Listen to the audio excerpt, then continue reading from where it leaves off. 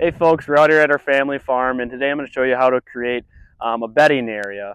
This particular bedding area behind me is along the edge of a swamp, and the main focus here is trying to draw deer out of the middle of that swamp to the edges, closer to our deer stand locations that we have scattered, and ultimately closer to food locations that we have further back here.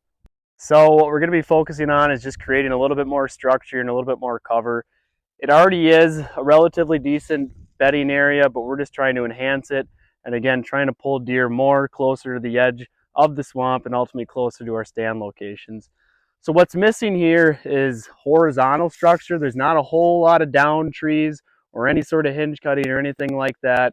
So we're not going to go and go crazy, but basically go in and knock some trees down, get trees out towards the swamp to create a little bit of a buffer around there and create some security. And then again, making sure to add in some horizontal structure, hinge cutting some trees, and just creating a little bit more of a mess to create that bedding, but nothing too crazy. You got to make sure the deer can navigate through there.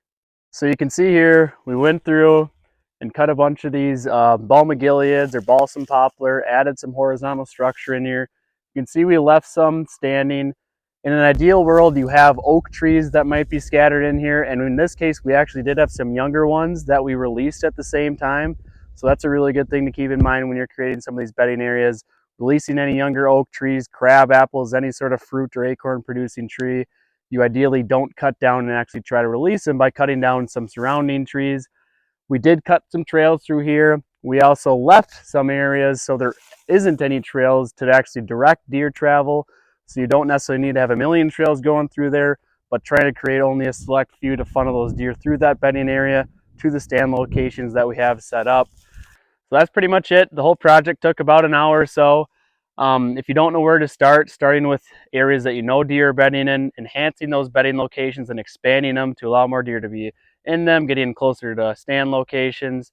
And if you have any other questions, reach out and don't overthink it.